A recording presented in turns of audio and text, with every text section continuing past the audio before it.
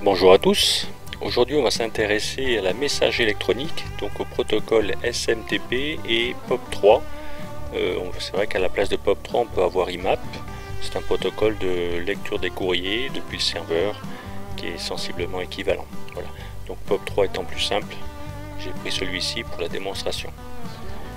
Alors, SMTP, bien sûr, correspond au protocole d'envoi de courrier vers un serveur. Donc, il y a bien en fait deux serveurs. Quand on parle de serveur de courrier, en fait, il y en a deux. Il y en a un qui transmet les courriers écrits à destination et un autre qui les récupère pour les lire. Voilà.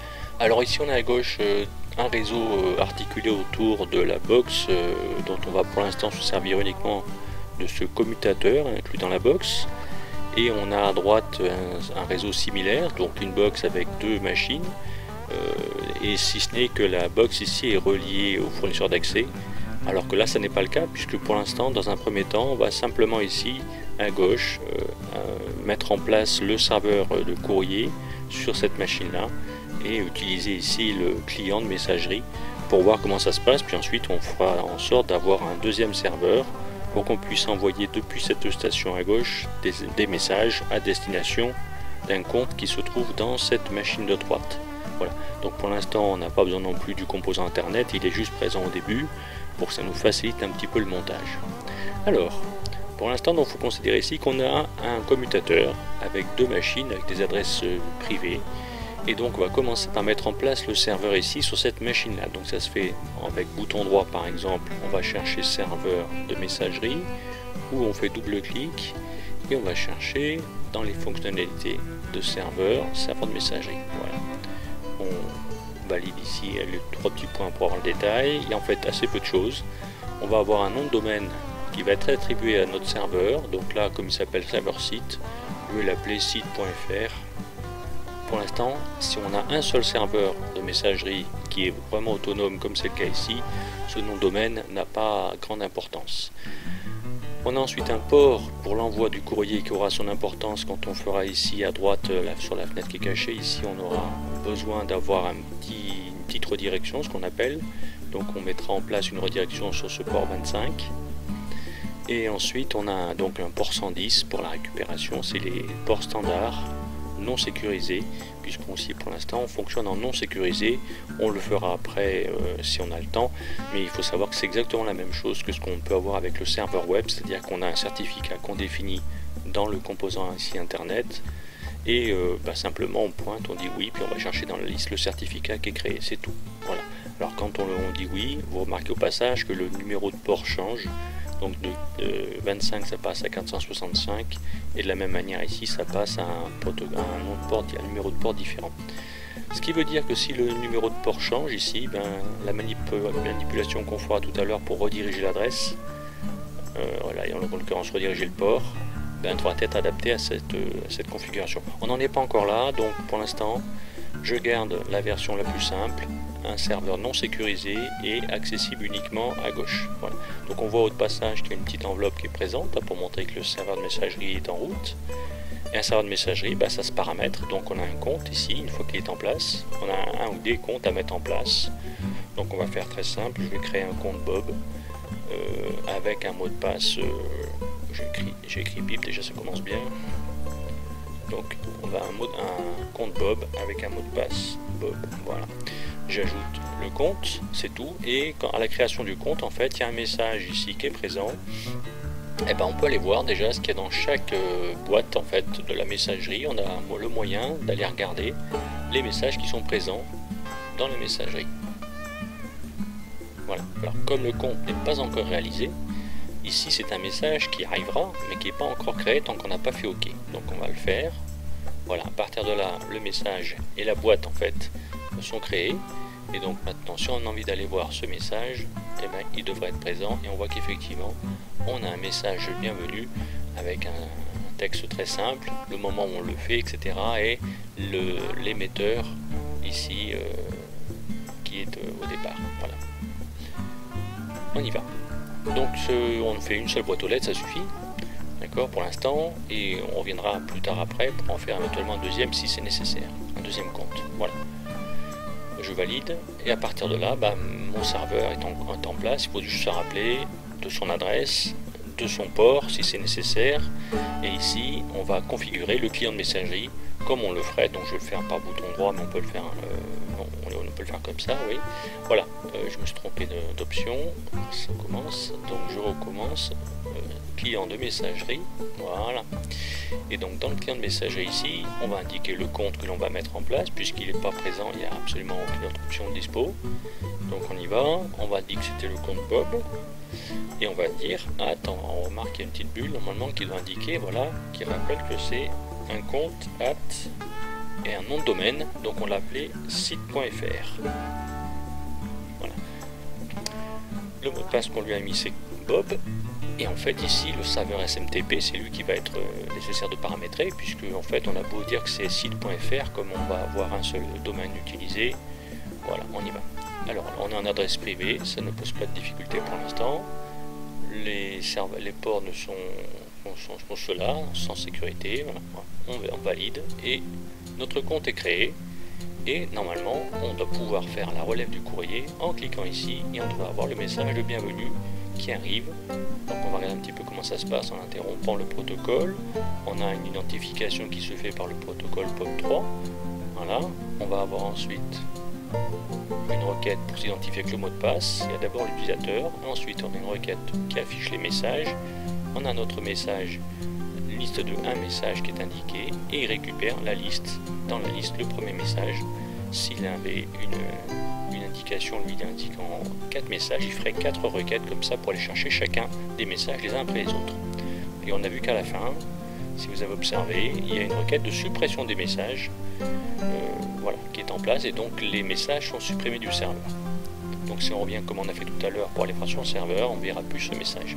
Voilà, donc une fois qu'on a un message, eh bien on a l'émetteur à qui c'est destiné, donc à nous-mêmes évidemment, l'objet et le corps du message qui est ici. Voilà, c'est très simple. On peut évidemment écrire un autre message, mais pour cela ce qui serait bien c'est d'avoir un autre correspondant que nous-mêmes.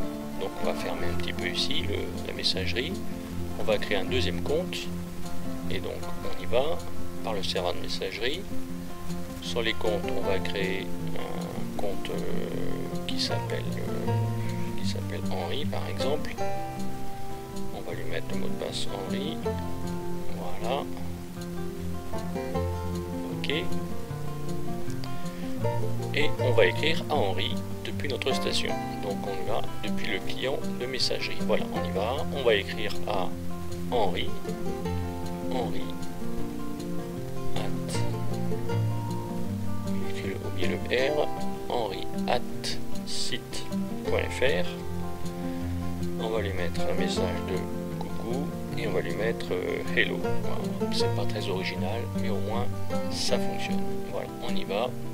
Donc au départ, comme on est ici dans l'envoi du courrier, il y a comme pour le POP3, on va garder peut-être les bulles. Il va y avoir une étape d'authentification. Voilà, donc il y a authentification du compte. On envoie le courrier. Voilà. Donc l'émetteur est listé, hein, déjà, on s'identifie, ensuite il y a le destinataire qui est référencé, et ensuite on va envoyer le corps du message après le destinataire. Donc ici c'est fait, voilà, objet et corps, ça arrive, voilà, ça va pas trop vite. Voilà, une fois que c'est fait, on a la réponse OK, c'est-à-dire qu'à partir de là, le message est envoyé, il apparaît ici dans la messagerie comme envoyé, à partir de maintenant, au destinataire Henri. Voilà, donc maintenant c'est très simple, on peut faire une autre machine où on peut modifier notre compte et se connecter à henri@site.fr. Ce qui serait peut-être plus judicieux, c'est de fermer. On va peut-être, sans forcément aller voir, simplement observer qu'ici, dans le serveur, on a bien le message sur la boîte qui est arrivé. Voilà, on va faire ça comme ça sera encore plus simple. Donc on y va, on va regarder sur le compte d'Henri. Voilà, et on va faire les messages d'Henri, et on voit qu'on a le message de bienvenue qu'on a eu au début en créant la boîte, et le message que l'on a créé nous-mêmes, qu'on a réalisé, qui est là. Voilà. Donc, reste plus qu'à créer une station, on va le faire tout de suite. On va essayer de la relier rapidement, elle va se paramétrer toute seule en DHCP, et on va paramétrer notre compte Henri. On y va. Client de messagerie. Le compte Henri @site.fr. Le mot de passe, on a mis Henri. Voilà, le serveur de messagerie est là. Pour le POP3 et le SMTP, on définit et on relève. Voilà, vous voyez que ça va très vite. Voilà, on a l'authentification, on envoie notre compte, on envoie le mot de passe, on lui demande combien il y a de messages, il va nous indiquer qu'il y a 2 messages, et vous voyez en bas les commandes vraiment du protocole. On récupère le premier, il nous envoie le premier, on récupère le deuxième, il nous envoie le deuxième, on supprime le premier, il va nous dire OK, on va lui demander de supprimer le deuxième, et on va peut-être regarder, et qu'en fait ce qu'il dit pour l'instant, il dit juste suppression notée, c'est-à-dire qu'en fait si la coupure se fait, tant qu'il n'y a pas fermeture de session, le message, on peut revenir en arrière, le protocole prévoit de revenir en arrière, et en fait il y a une dernière commande qui va quitter, et en quittant, on va effectivement supprimer les messages. Voilà, 2 mails supprimés sur le serveur, et donc à partir de là, dans la boîte d'Henri, on a nos 2 messages qui sont arrivés, le bienvenu et le coucou. Voilà, donc là ça fonctionne parfaitement avec un seul serveur, puis j'ai envie de dire, ça pourrait très bien être comme ça uniquement dans une entreprise, si c'est une messagerie interne qui est réservée aux utilisateurs de l'entreprise sans jamais sortir. Si on a besoin de sortir, ça va se compliquer un petit peu.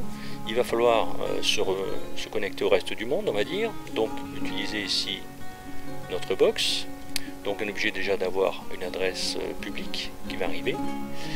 Il va y avoir une première difficulté, c'est que nos serveurs de messagerie qui sont ici sont sur des adresses privées. Or, on peut très bien imaginer que la machine de droite ici, le client, envoie un message donc, qui est stocké sur ce serveur, et en fait le serveur de droite aura besoin de communiquer par le protocole SMTP pour envoyer les courriers, pour que ça arrive ici dans la boîte aux lettres du destinataire. Et donc il faudra qu'il y ait une première chose qui se passe, c'est que de cette adresse publique, ici la box, le routeur, peu importe comment on l'a configuré, achemine le message pour que ça arrive jusqu'ici. Donc il faut que d'une adresse PV, on puisse être joignable via une adresse publique. Donc il y a besoin de faire une redirection. Donc je vais le faire de ce côté-ci à droite. Dans un premier temps, on va regarder les tables et caches, on va regarder la redirection, table Navpad si vous préférez. Et pour la redirection, donc il y a des adresses temporaires, c'est pas celle qui nous intéresse. On va faire une redirection permanente. L'adresse privée, on va essayer d'arriver sur ce serveur là, qui n'est d'ailleurs pas encore serveur mail, c'est pas grave. Le port, ce sera le port 25 qui sera écouté ici. Et l'adresse publique, c'est l'adresse de la box. Donc on va prendre la carte publique ici. Et le port 25 de manière à ce que tout ce qui arrive sur le port 25 ici soit acheminé sur le port 25 ici. On mettra notre serveur SMTP. Je fais rapidement la même chose ici. Mais c'est exactement la même manipulation. Voilà. Donc on va avoir ici permanent, adresse privée, cette machine-là. Le port 25. L'adresse publique, cette machine-là. Le port 25. On ajoute. Voilà, et on ferme. Voilà. Alors, je vais mettre mon serveur ici SMTP. J'ai mis FTP, je me suis trompé. SMTP, voilà, messagerie. Je vais le rendre actif. Je vais garder le domaine.fr qui est proposé par exemple. D'accord. Donc, on va garder, vous voyez, les 2 serveurs sont non sécurisés, ça ira très bien. On va garder le nom de domaine, domaine.fr. Et on va créer un compte. On va l'appeler comment? On va l'appeler Bob justement aussi. Mais on va essayer de se débrouiller justement que ce soit donc Bob, le mot de passe. On va pas en mettre, tiens, pour changer un petit peu. Et donc on aura ici Bob sur domaine.fr et là on aura Bob, mot de passe Bob sur site.fr. Alors, on en est là pour l'instant. On va enregistrer ça, ne pas se perdre justement. Ce qu'il va donc falloir faire, c'est faire en sorte que cette machine-là puisse acheminer, parce que c'est comme ça qu'est prévu le protocole SMTP, quand on va envoyer un courrier vers cette adresse-là, vers un compte qui est situé ici, il faut se rappeler que quand on a configuré ici le client, eh bien, le serveur sortant, il n'y en a qu'un. Le serveur sortant SMTP, c'est lui. Donc, on a beau avoir les 2 qui s'allument, c'est sur le côté privé que ici, donc c'est celui-ci qui va être rejoint. Donc il va falloir un processus pour acheminer ensuite, et c'est le protocole SMTP qui va se débrouiller d'acheminer vers le bon destinataire en faisant quoi? Eh ben en regardant cette fois-ci le nom du domaine. Et donc c'est le seul moment, on va dire, où effectivement le nom du domaine va jouer un rôle. Et donc ici on aura, quand on va écrire, on va écrire à bob@ je l'ai appelé domaine.fr. Donc il faut que le domaine.fr concerne ce serveur là, et plus exactement cette carte là qui va rediriger ici. Donc voilà pourquoi il nous faut ici, je referme, les noms de domaine ici qui vont être gérés dans le protocole, dans le composant internet. Donc on y va, on se rajoute un nom de domaine, j'ai appelé domaine.fr, c'est pas très original mais c'est pas grave. Et donc il faut que ça pointe, on se rappelle que ça doit être sur cette machine là, mais en réalité celle-là est privée, et donc on a fait en sorte de faire une redirection et d'arriver ici. Voilà, donc domaine.fr est ici. On y va, on valide. Et donc maintenant, normalement, quand on va écrire à une adresse qui sera du type autre chose que site.fr, ce serveur va se débrouiller de rechercher l'adresse. Donc il va lancer une requête DNS pour trouver l'adresse. Grâce à ce qu'on vient de faire, il va trouver que c'est cette carte-là. Et il enverra vers cette carte-là, qui fera suivre ici. Et on aura notre serveur qui va enregistrer le courrier. Alors on va tester tout ça en essayant d'aller doucement. Voilà. Donc là on est en vitesse moyenne s'il faut. Alors on prend notre client de messagerie, on va écrire bob@domaine.fr. Voilà, on est d'accord? Donc on a l'émetteur bob@site.fr qui rattache à ce serveur, qui envoie un message à bob@domaine.fr ici. Voilà. On va lui mettre un salut pour changer un peu, et on va lui mettre ici le corps du message. Voilà, hop là, on va changer un petit peu tout ça, décidément. Voilà, on va envoyer, et donc au départ, la requête en vitesse moyenne, ça ira peut-être. La requête va envoyer, va s'authentifier d'abord d'une première chose sur le serveur SMTP auquel le courrier, le compte est rattaché, donc c'est celui-ci. Donc tout va se faire ici. Voilà, on va peut-être accélérer un tout petit peu. Voilà, une fois que c'est fait, on a le destinataire du mail qui est enregistré. Il ne peut pas le valider puisqu'il ne fait pas partie de son domaine, donc il dit que c'est bon. Voilà, et ensuite, eh bien, vous voyez qu'ici, on en est à l'étape. Une fois qu'il a enregistré, il va chercher le nom du domaine, l'adresse IP de domaine.fr pour essayer de faire transférer le domaine, le courrier, vers un autre serveur.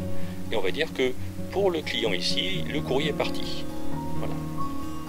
Donc à partir de là, c'est plus en ligne avec le client. Le serveur SMTP se débrouille avec l'autre serveur SMTP. Voilà, la redirection s'est faite. Donc on a l'authentification qui va se faire. Voilà, même si ici l'authentification est systématique, puisque le serveur SMTP est serveur SMTP, il n'y a pas de compte spécifique, donc l'authentification est automatique. Voilà, il va y avoir ensuite l'étape, même si ça commence à faire beaucoup de bulles, tout ça. Voilà, destinataire du mail, donc on va dire qu'on envoie le mail à Bob en bas, vous voyez, bob@domaine.fr, et là, comme le compte bob@domaine.fr est bien enregistré dans cette machine-là, il y a acceptation. On va envoyer ensuite le courrier lui-même, voilà, qui va être donc gardé dans la boîte mail de Bob. Et il va y avoir ensuite, ensuite normalement c'est tout. Voilà, effectivement c'est tout. Voilà, donc on va juste regarder ici à droite que le message est arrivé, d'accord. On va en faire comme ça, double-clic pour changer un tout petit peu. Là, le serveur de messagerie, 3 petits points, et on voit bien qu'on a le message à la fois de bienvenue et le message du corps avec salut. Voilà, donc là on a vu la totalité, hormis le fait que nos serveurs ne soient pas sécurisés.